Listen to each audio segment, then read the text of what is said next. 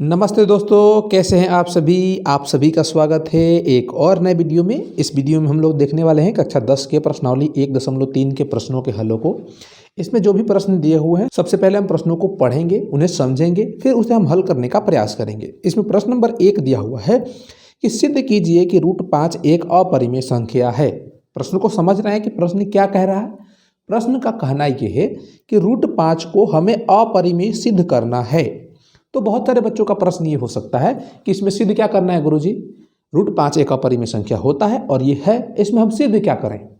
मैं कहता हूं कि आप अपनी जगह पे सही हैं। अगर ऐसा सोच रहे हैं आप तो ऐसा सही है कि √5 एक अपरिमेय संख्या है, इसमें सिद्ध क्या करना है। लेकिन ये जो प्रश्न दिया हुआ है बहुत महत्वपूर्ण प्रश्न है। इस प्रकार के प्रश्न 5 नंबर के रूप में या 3 नंबर के रूप में, पहले तो 3 नंबर के रूप में पूछे जाते थे, अब तो 2 नंबर में ही आते हैं या 2 नंबर के रूप में पूछे जाते हैं।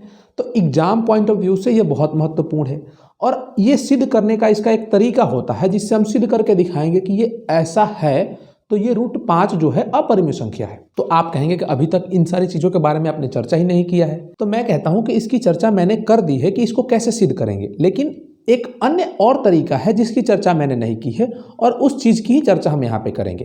तो सबसे बेसिक से समझते हैं कि इसको सिद्ध करने में आपके दिमाग में क्या प्रश्न आ रहा है। मैं तो आपको बताऊंगा, अगर पहले से आप नहीं पढ़े हुए हैं या मैं मानता हूं कि आप पढ़े ही हुए हैं, तो आपके दिमाग में सबसे पहले ये प्रश्न पढ़ते हुए क्या ख्याल आता है कि इस प्रश्न को हमें करना कैसे है, क्या सोच रहे हैं। 1 मिनट 2 मिनट समय लेके सोचिए कि कैसे हम करेंगे इसको। अभी तक हमने क्या चीज़ पढ़ लिया है जिसका प्रयोग करके हम इसे दर्शा सकते हैं कि ये एक अपरिमेय संख्या है।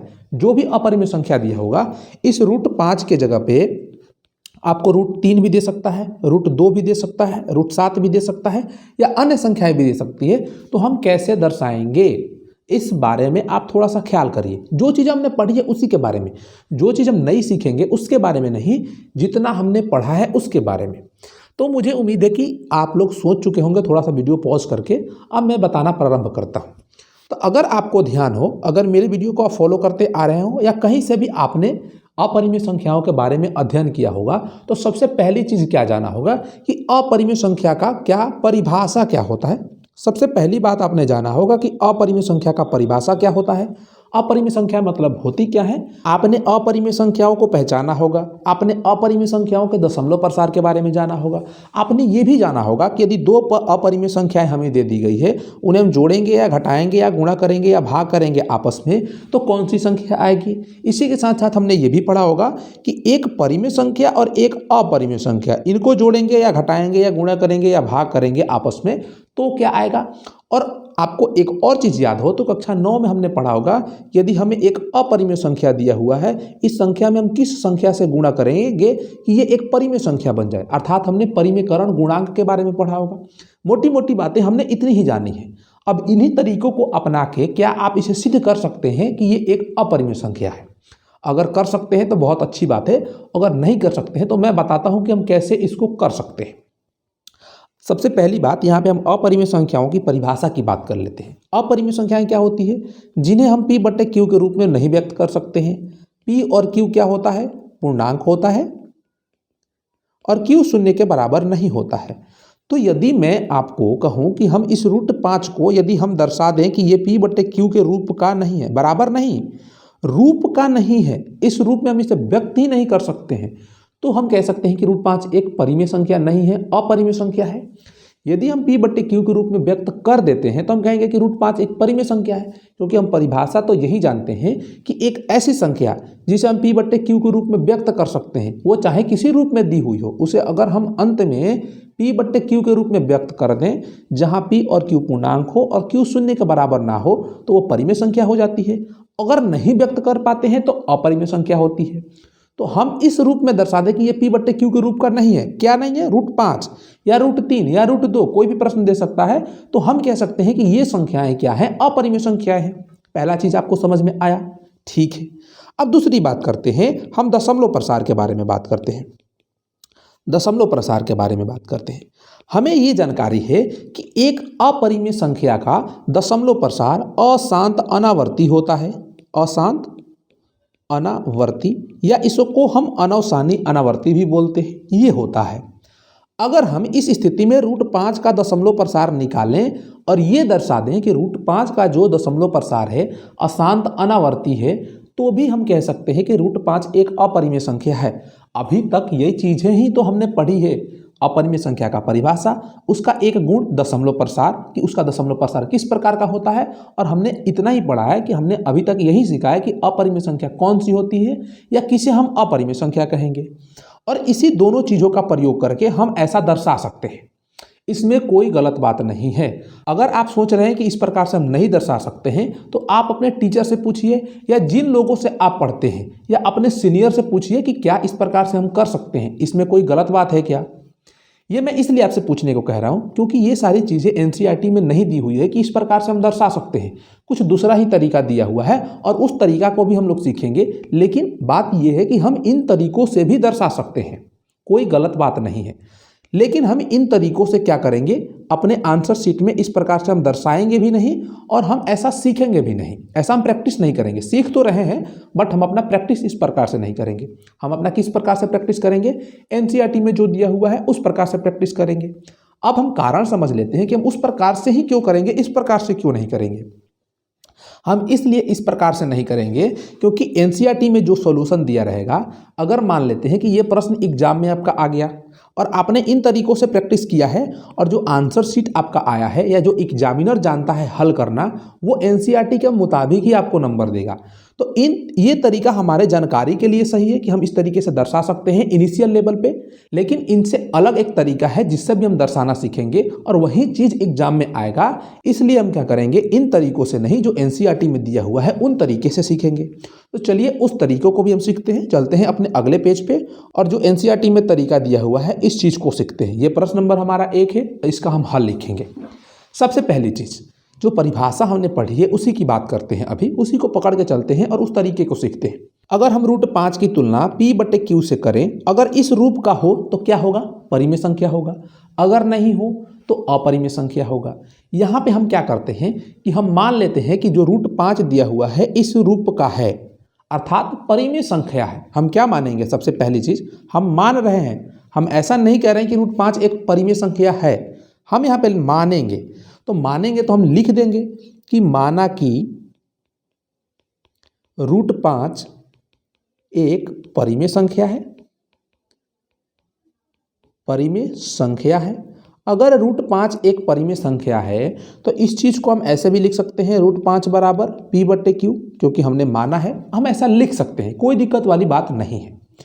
और यहाँ पे हमारा कंडीशन क्या होता है कि जो P और Q है ये क्या होता है, तो हम लिखेंगे कि P और Q क्या है, पूर्णांक है।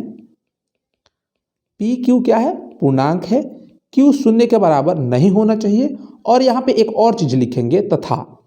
और यही हमारा मेन मकसद है। इस तथा के कारण ही जो चीज़ हम लिखेंगे इसी के आधार पे हम सिद्ध करेंगे कि √5 एक अपरिमेय संख्या है।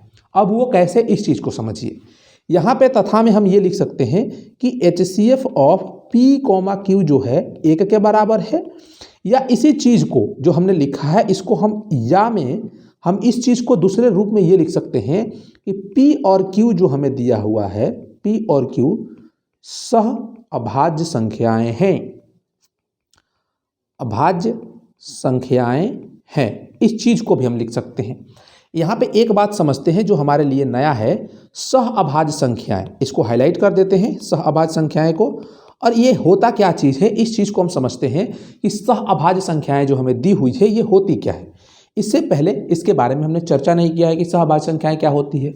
अगर आपको पता है तो बहुत अच्छी बात है, अगर नहीं पता है तो हम सीखते हैं कि सह अभाज्य संख्याएं होती क्या है। सह अभाज्य संख्याएं ऐसी दो संख्याएं होती है, सह अभाज्य संख्याएं ऐसी दो संख्याएं होती है जैसे कि 2 और 3 को हम मान लेते हैं, या 5 और 7 को मान लेते हैं, या 2, 5 को मान लेते हैं, या 2, 7 को मान लेते हैं। ये दो में हमने पेयर लिखा है। हम कहते हैं कि दो ऐसी संख्याएं जिनका अगर आप मस निकालें, मस कहें या इसको हम HCF भी बोलते हैं, तो HCF निकालेंगे तो इसका HCF 1 के बराबर आएगा। ऐसी कोई भी दो संख्याएं जिनका अगर हम मस निकालें और 1 के बराबर आए, उन दो संख्याओं को हम सह अभाज्य संख्या कहते हैं। यहाँ पे उदाहरण के रूप में एक और मैं आपको उदाहरण बता दूं कि 4, 9 भी सह अभाज्य संख्याएं होती है। क्यों होती है, कारण क्या है, सबसे बेसिक चीज़ कि इन दो संख्याओं का हम HCF ज्ञात करेंगे। अगर HCF 1 के बराबर आएगा तो हम कहेंगे कि ये दोनों संख्याएं सहअभाज्य हैं, अगर नहीं आएगा तो हम कहेंगे कि ये सहअभाज्य संख्याएं नहीं है। बात खत्म। अब यहाँ पे मैं आपको एक और चीज़ बताते चलूँ। यहाँ पे बहुत सारे बच्चों का ये कन्फ्यूजन रहता है कि यहाँ पे सहअभाज्य लिखा हुआ है ना, तो सहअभाज्य का मतलब समझ लेते हैं कि जो दोनों संख्याएं होंगी वो अभाज्य संख्याएं होंगी। ऐसा बिल्कुल नहीं है। ये दोनों संख्याएं अभाज्य भी हो सकती हैं और भाज्य भी हो सकती हैं। जैसे इसको अगर हम निरूपित करें कि a, b सहअभाज्य संख्याओं का युग्म है, तो a जो यहाँ पे हमने लिखा है ये भाज्य भी हो सकता है, अभाज्य भी हो सकता है। b भी भाज्य भी हो सकता है, अभाज्य भी हो सकता है।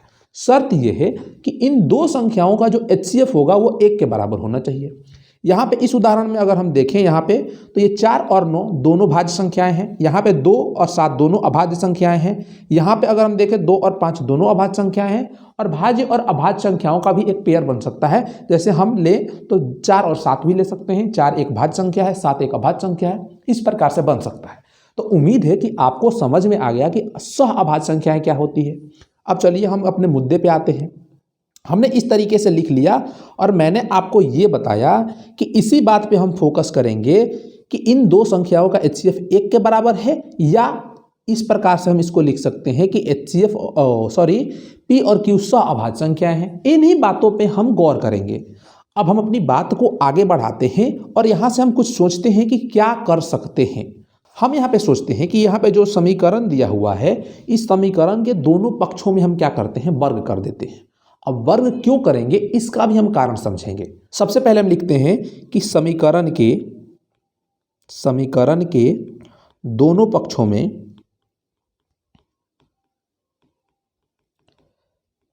वर्ग करेंगे तो क्या आएगा, √5 का वर्ग √5 स्क्वायर बराबर P/Q का होल स्क्वायर। इसको सरल करते हैं। √5 का वर्ग 5 के बराबर आएगा और P/Q का स्क्वायर क्या आएगा, P²/Q²। इसको हम समीकरण नंबर 1 मान लेते हैं और इसको ऐसे हम घेर देते हैं। समझने के लिए घेरते हैं, आप घेरे चाहे नहीं घेरे कोई फर्क नहीं पड़ता है। एग्जाम में थोड़ा सा इस पर अटेंशन आ जाएगा कि हमने इसको घेरा है और इसको हमने समीकरण नंबर 1 माना है, ऐसा भी हो सकता है। अब यहाँ से हम क्या करेंगे, इस चीज़ को हम क्या करते हैं, रीअरेंज करते हैं, अर्थात पुनर्व्यवस्थित करते हैं। हम इस चीज़ को ऐसा भी लिख सकते हैं कि Q² बराबर P²/5। आपको समझ में आया कि हम ऐसा लिख सकते हैं। जिन बच्चों को नहीं समझ में आया उन्हें हम समझा देते हैं कि इस चीज़ की अगर हम क्रॉस गुणा करें तो ये बन जाएगा 5Q² बराबर का P² और Q² का मान ज्ञात करेंगे तो इस 5 से इधर भाग लग जाएगा तो P²/5 हो जाएगा। Q² का मान ज्ञात करेंगे तो क्या आ जाएगा, P²/5 आ जाएगा। और इसी चीज़ को हमने यहाँ पे लिखा है और ये सही है, ठीक है। अब इससे आगे हम क्या सोचेंगे, इससे आगे अगर आपको ध्यान हो तो एक परिमेय आता है। कौन सा परिमेय आता है, हमने जस्ट पीछे एक परिमेय पढ़ा है, यहाँ पे हमने एक परिमेय पढ़ा था और ये परिमेय क्या कहता है, आपके दिमाग में ये बात होनी चाहिए। चलिए हम इस प्रश्न पे आके इस परिमेय को समझाते हैं। इस परिमेय में हमने पढ़ा था कि ये जो नीचे 5 दिया हुआ है, यहाँ पे यदि ये कोई अभाज्य संख्या हो, जो कि यहाँ पे 5 है तो 5 एक अभाज्य संख्या है। यदि ये एक धनात्मक पूर्णांक के वर्ग को विभाजित कर रहा है तो ये उस धनात्मक पूर्णांक को भी विभाजित करेगा। जैसे कि इस स्थिति में अभाज्य संख्या 5 है, ये P² को विभाजित कर रहा है तो ये P को भी विभाजित करेगा, यानी कि P/5 लिखेंगे तो ये 5 P को कुछ मर्तबा में कटाएगा। जैसे कि हम यहाँ पे R मान लेते हैं, या एक उदाहरण से समझते हैं। हम यहाँ पे P के जगह पे 5 मान लेते हैं तो P का स्क्वायर क्या हो जाएगा, 25 हो जाएगा। जब P² को हम 5 से भाग देंगे तो कितना आएगा, 5 आएगा, यानी 25/5 5 ही आएगा। ये 5 क्या है, Q² है। ये यही लिखा हुआ है, देखिए इसको हम मिटाते हैं और इस चीज़ पे आप ध्यान दीजिए, P²/5 Q² के बराबर लिया हुआ है और यहाँ पे अगर हम P को 5 माने हैं तो यहाँ पे 5 आ जाएगा जो Q² के बराबर आएगा। अब इस परिमेय के अनुसार ये जो 5 है इस P को भी विभाजित करेगा, यानी कि हम P/5 लिखेंगे तो ये विभाजित होगा, तो हम 5/5 लिख सकते हैं और 5/5 5 से कटेगा, यानी कि 5 5 से कटेगा, ये तो जाहिर सी बात है एक बार में कटेगा। अब इस बात को हम क्या मान लेते हैं, यहाँ पे हम इसको R मान लेते हैं। हमने यहाँ पे क्या किया, इसको R मान लिया। अगर बीच वाली चीज़ को हम मिटा दें तो ये यही लिखा हुआ है, इस बात पर ध्यान दीजिए। तो इस चीज़ को चलिए हम भाषा के साथ लिखते हैं और क्या लिख सकते हैं, हम अपने परिमेय के अनुसार लिख सकते हैं कि चूंकि 5 P² को विभाजित कर रहा है विभाजित कर रहा है तो 5 P को भी विभाजित करेगा, P को भी विभाजित करेगा। ये चीज़ हम लिख सकते हैं। इसका मतलब ये क्या है कि P में 5 उपस्थित है तभी तो 5 कट रहा है। अगर मैं बताऊं कि ये ऐसा लिखा हुआ है, अगर कोई संख्या 20 लिखा हुआ है और 20 को हम 5 से कटा रहे हैं तो कब कटेगा? जब 20 में 5 होगा तभी तो कटेगा। ऐसे कि इसको हम 4 गुणे 5 लिख सकते हैं, अर्थात 20/5 लिखेंगे तो इसको हम 4 गुणे 5/5 लिखेंगे तभी तो ये 4 बार में कटेगा। जब तक उसमें 5 उपस्थित नहीं रहेगा वो कटेगा कैसे? और हमने यहाँ पे परिमेय के अनुसार ये दिखा दिया है कि उस P में 5 उपस्थित है तभी तो कट रहा है, काट रहा है तो उपस्थित है। तो हम यहाँ पे लिख सकते हैं कि अतः या इसलिए, आप ऐसा भी लिख सकते हैं, जो सूटेबल लगे वैसा आप लिख सकते हैं। अतः P में 5 उभयनिष्ठ है। उभयनिष्ठ है, अगर उभयनिष्ठ है तो हम कैसे लिख सकते हैं? P/5 बराबर, कुछ मर्तबा में काट रहा होगा, 5 विभाजित कर रहा है P को तो कुछ बार में तो काट रहा होगा ना, तो इसको हम R मान लेते हैं। अगर 5 25 हो जाए तो 5 बार में काटेगा, 5 30 हो जाए तो 6 बार में काटेगा, 5 5 ही रह जाए तो 1 बार में काटेगा। तो ये R कुछ भी हो सकता है। तो R को हम यहाँ पे मान लेते हैं कि R क्या है? एक धनात्मक पूर्णांक है। इस चीज को हमने ऐसा मान लिया कि R क्या है? एक धनात्मक पूर्णांक है। और इस चीज को हम ऐसा भी लिख सकते हैं कि P बराबर 5R, इसको चाहे तो हम समीकरण नंबर 2 मान सकते हैं। हमने यहाँ पे ये चीज दर्शा दिया कि P में 5 उपस्थित है, किस चीज का प्रयोग करके? एक परिमेय का प्रयोग करके, जो हमने पीछे पढ़ा है। अब आते हैं दूसरी बात में। अब यहाँ से हम क्या करते हैं कि P बराबर 5R है, समीकरण 1 में रखते हैं, लिख देते हैं इसको। समीकरण 1 में P बराबर 5R रखने पर आप मुझे कमेंट करके बताइए या मुझे आप व्हाट्सएप पे बताइए कि ये सारी चीज़ें आपको समझ में आ रही हैं कि नहीं आ रही है। अगर यहाँ तक समझ में आ रही है तो आप वीडियो को लाइक करके और वीडियो के नीचे कमेंट करेंगे कि इतना समय तक मुझे क्लियर चीज़ें समझ में आ रही हैं। मैं भरसक आपको पूरा प्रयास कर रहा हूँ इस चीज़ को समझाने का, और वो भी आसान तरीके में। आप थोड़ी सी मेरी बातों का ध्यान दीजिए बस, ठीक है? यहाँ तक हम समझ गए। अपने मुद्दे पे हम लौटते हैं और समझते हैं। हम क्या कर रहे हैं? समीकरण 1 में P बराबर 5R रख रहे हैं। ये कहाँ से आया P बराबर 5R? हमने ये दिखाया है कि P में 5 उपस्थित है, और 5 उपस्थित है तो 5 से उसमें गुणा करेंगे तभी तो P आएगा। तो कितना बार में गुणा कर रहे हैं? हम 5 बार में गुणा कर रहे हैं। इसी चीज़ को हमने लिखा है। अब यहाँ पे चलिए, समीकरण 1 क्या है? 5 बराबर P² अब इसमें हम रखते हैं P बराबर 5R। तो 5 बराबर P का मान क्या है? 5R का होल स्क्वायर हो जाएगा, P² का मान बट्टा Q²। अब इस चीज़ को हम पुनर्व्यवस्थित करते हैं तो क्या बनेगा? इसको यहाँ पे बराबर दे देते हैं या ऐसे चिन्ह दे सकते हैं तो का। अब इसको हम ऐसे लिख सकते हैं 5Q² बराबर 5R², 5R का होल स्क्वायर। अब इसको हम करें तो इसको हम ऐसे भी लिख सकते हैं 25R²। इस 5 से ये 25 5 बार में कट जाएगा, तो इस चीज़ को हम ऐसा लिख सकते हैं Q² बराबर 5R²। और इस 5R² को भी हम लिख सकते हैं R² बराबर Q² बट्टे का 5। जैसे कि हमने यहाँ पे लिखा है, इस चीज़ को हमने ऐसे लिखा है, इसी चीज़ को हम यहाँ पे ऐसे निकाल रहे हैं। यहाँ पे हमने Q² का मान निकाला है, यहाँ पे हम R² का मान निकाल रहे हैं। दोनों जगह दोनों का कारण है, क्योंकि यहाँ पे हम ये दर्शाने का प्रयास करेंगे परिमेय के अनुसार से कि Q में क्या है? 5 उपस्थित है। क्यों उपस्थित है? हम ये इसलिए कह सकते हैं क्योंकि ये 5 जो है एक अभाज्य संख्या है, और ये एक अभाज्य संख्या एक धनात्मक पूर्णांक के वर्ग को विभाजित कर रहा है, अर्थात वो 5 अर्थात अभाज्य संख्या उस धनात्मक पूर्णांक को भी विभाजित करेगा। तो हम इसको भाषा के साथ लिखते हैं, लिख लेते हैं। यहाँ पे क्या लिखेंगे कि चूंकि 5 Q² को विभाजित कर रहा है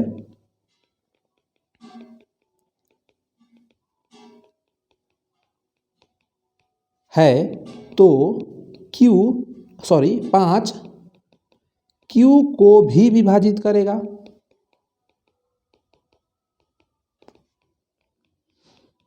तो हम ये कह सकते हैं कि एक संख्या अगर दूसरे संख्या को विभाजित कर रही है तो पहली संख्या दूसरी संख्या में उपस्थित होगी, अर्थात या अतः हम कह सकते हैं कि अतः 5 Q में क्या है? उभयनिष्ठ है।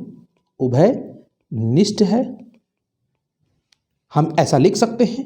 अब अगर Q में उभयनिष्ठ है तो Q/5 बराबर हम S लिख सकते हैं, यहाँ पे S लिखें या आप हम T भी लिख सकते हैं। मतलब ये है कि हम Q में 5 से जब भाग दे रहे हैं तो ये T बार में काट रहा है। इस चीज़ को हम ऐसे भी लिख सकते हैं कि Q बराबर 5T, इसका मतलब तो यही हुआ। इसको हम समीकरण नंबर 3 मान लेते हैं। अब अपने पिछली बातों पे आते हैं, जो पीछे हमने माना है। क्या माना है?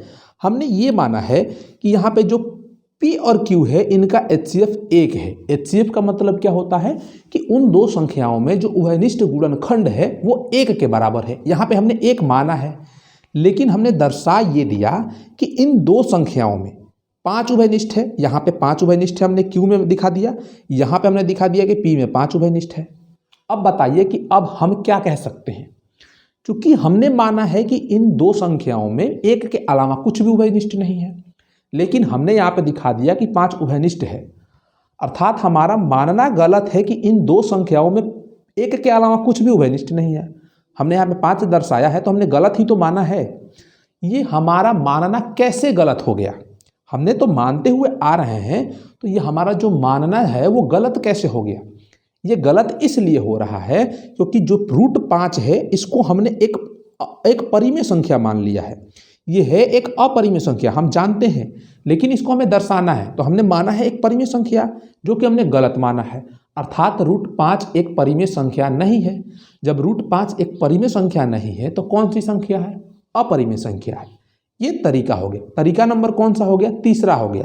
तो इस चीज़ को हम भाषा के साथ लिख लेते हैं। हम यहाँ पे लिख लेते हैं, चूंकि हमने माना है HCF ऑफ P, Q बराबर 1, लेकिन क्या समीकरण 1 और 2 और 3 से यहाँ पे 1 नहीं, 1 तो हमने दूसरा माना है। समीकरण 2 और 3 से HCF ऑफ P, Q क्या हो जाएगा? 5 हो जाएगा। अर्थात इसमें 5 उभयनिष्ठ है, ये हो जाएगा। इसका मतलब आप चाहे तो भाषा के साथ ये भी लिख सकते हैं कि हमने माना है कि P और Q में 1 के अलावा कुछ भी उभयनिष्ठ नहीं है, लेकिन समीकरण 2 और 3 से इन दो संख्याओं में P और Q में 5 उभयनिष्ठ है। अतः हमारा मानना गलत है। अतः हमारा मानना गलत है। ये गलती किस कारण से हो रही है? यह इस कारण से है, यह गलती हमारे √5 को परिमेय संख्या मानने से हो रही है। परिमेय संख्या मानने से हो रही है।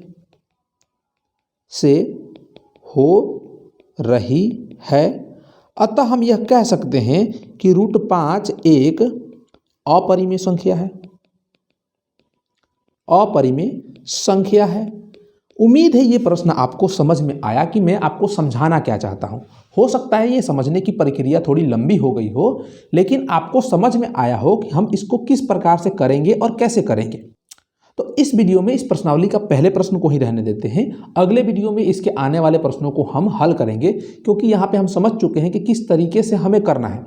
जो भी प्रश्न दिया रहेगा उसको हमें कैसे करना है, इस चीज़ को हमने समझ लिया है। तो बस इस वीडियो में बस इतना ही। अगर आपको वीडियो अच्छा लगा हो, इसमें आपको जानकारी मिली हो, तो इस वीडियो को आप लाइक करेंगे, अपने दोस्तों के साथ शेयर करेंगे। अगर चैनल पर नए होंगे तो चैनल को सब्सक्राइब करेंगे। तब तक के लिए पढ़ते रहिए, मजे करते रहिए। फिर मिलते हैं हम अगले वीडियो में। जय हिंद।